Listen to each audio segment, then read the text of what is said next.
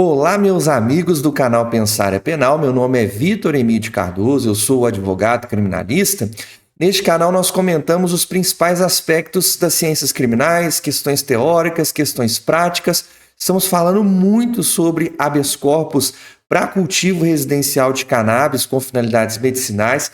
Tenho recebido muitos feedbacks favoráveis de vocês.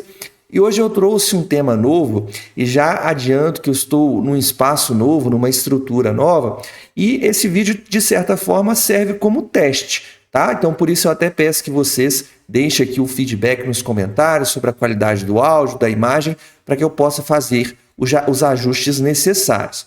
O tema de hoje, pessoal, é bem importante sobre uma questão envolvendo o habeas corpus para cultivo de cannabis que eu vejo sendo pouco comentada. Eu já falei com vocês aqui em outras oportunidades que, como regra no meu escritório, eu não informo que ou se a pessoa já está cultivando. Então, vamos supor, você entrou em contato comigo para fazer o seu habeas corpus e me informa que já está realizando o cultivo clandestino.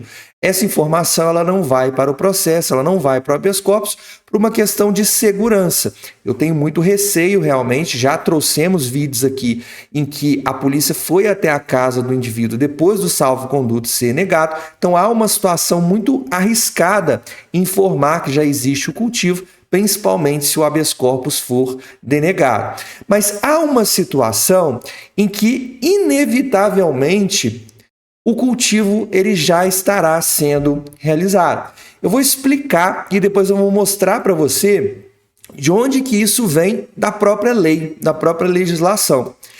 Vamos imaginar a situação da pessoa que entrou com o habeas corpus lá na primeira instância, seja da Justiça Federal ou da Justiça Estadual, entrou lá com o habeas corpus e conseguiu o habeas corpus, conseguiu a autorização para realizar o cultivo, para realizar a importação das sementes necessárias ao cultivo, para poder realizar a extração do óleo, para poder realizar também a extração das flores. Conseguiu o habeas corpus. E não teve nenhum recurso, seja do Ministério Público, seja da Defesa, obviamente. Nesse caso, obrigatoriamente o processo vai acabar, Vitor? E a resposta é não.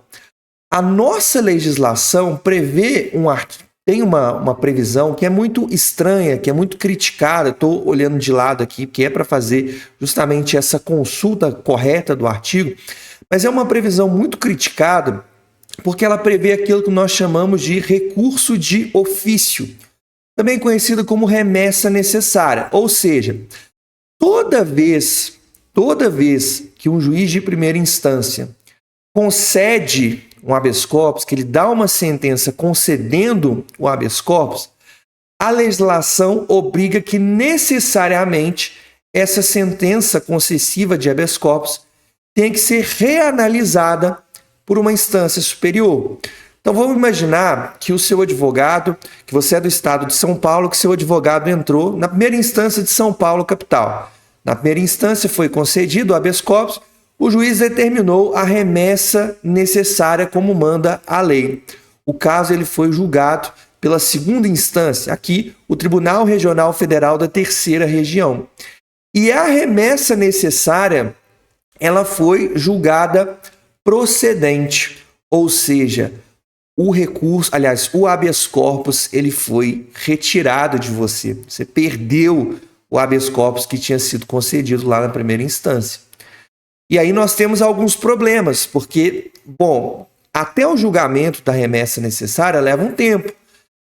A secretaria da primeira instância tem que encaminhar o processo ali para a segunda instância. Na segunda instância, o Ministério Público Federal ou Estadual vai precisar ser intimado, vai se manifestar. O habeas corpus, a remessa que vai para o juiz, para o desembargador, melhor dizendo, marcar a data do julgamento. O julgamento precisa ser marcado, ele vai ter que elaborar o voto dele. Os outros desembargadores vão ter que dizer se concordam ou não numa sessão de julgamento. Então não é algo instantâneo. E muitas vezes, nesse prazo, nesse meio tempo, entre a data da concessão do habeas corpus na primeira instância e o julgamento da remessa necessária pelo tribunal, a pessoa já iniciou o cultivo. E às vezes a gente está falando aqui de um tempo vai de 1, 2, 3 meses ou até mais, dependendo do tribunal. Então, a pessoa ela já iniciou o seu cultivo com fins medicinais porque não houve recurso, por exemplo, do Ministério Público, mas o tribunal julga procedente essa remessa necessária e acaba tirando de você o seu habeas corpus. Essa situação, ela encontra previsão na legislação. Olha só o que diz o artigo 574 do Código de Processo Penal.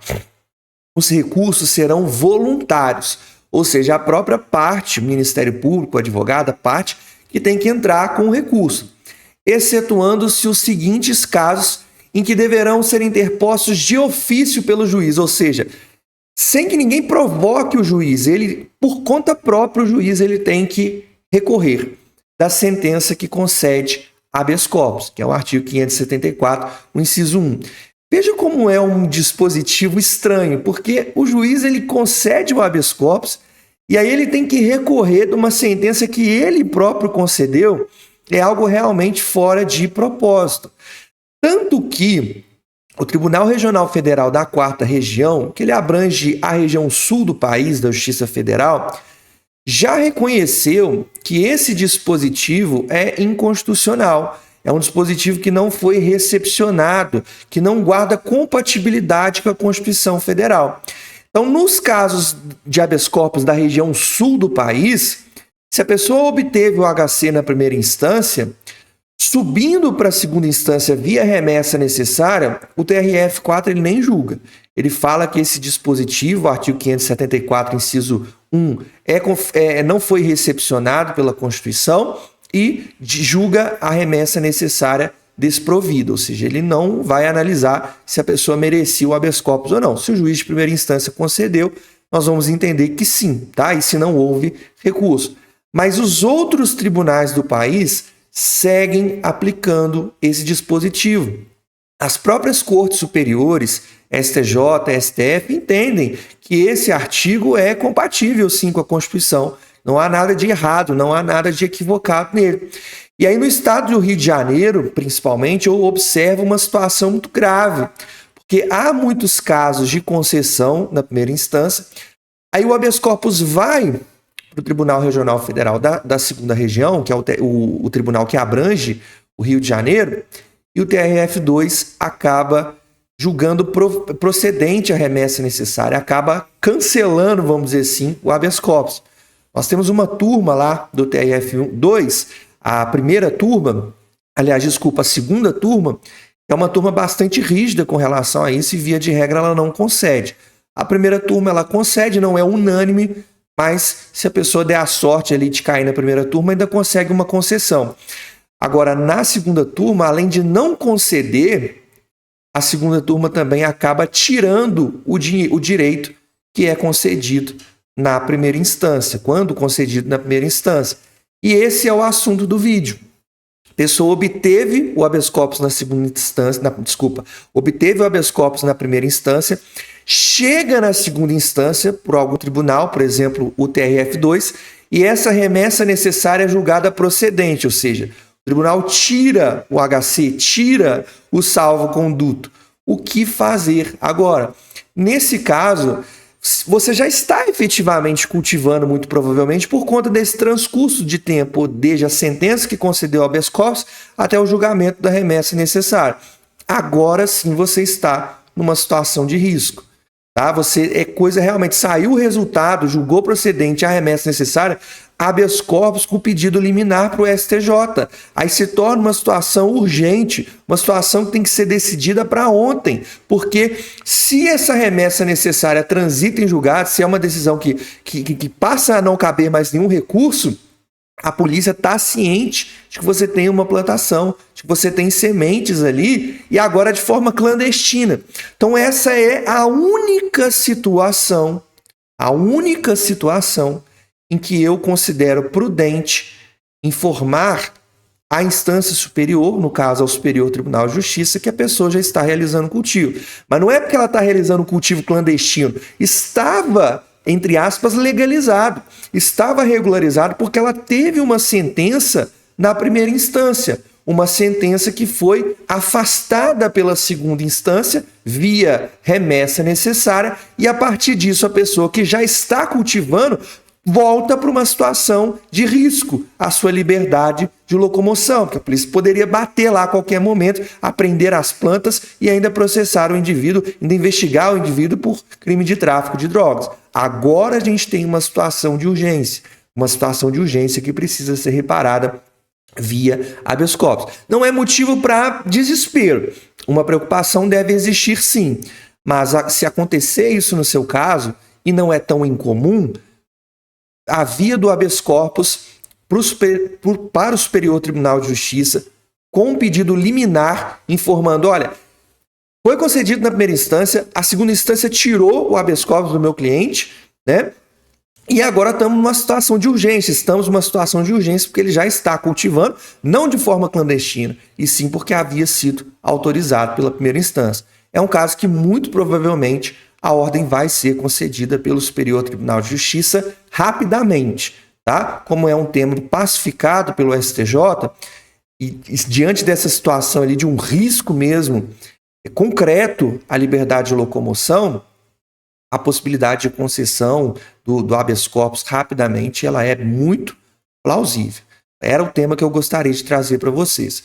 Via de regra, acho muito arriscado informar que a pessoa já está realizando o cultivo. Mas a gente tem essa situação quando na segunda instância o habeas corpus é afastado, retirado, aí não tem alternativa. Para acionar o STJ tem que informar, olha, além da decisão que tirou o habeas corpus dele ser ilegal, contrariar o entendimento desse STJ, ele está numa situação clara de risco, porque ele já está cultivando graças ao primeiro salvo-conduto que ele obteve. Essa é uma situação aí para se pensar, para se refletir e para agir de modo estratégico. Você chegou até aqui, muito obrigado. Peço que você curta esse vídeo, que você compartilhe, comente aqui embaixo se você tiver ficado com alguma dúvida, se você quiser fazer algum acréscimo a algo que eventualmente eu não tenha dito. Muito obrigado e até o próximo vídeo.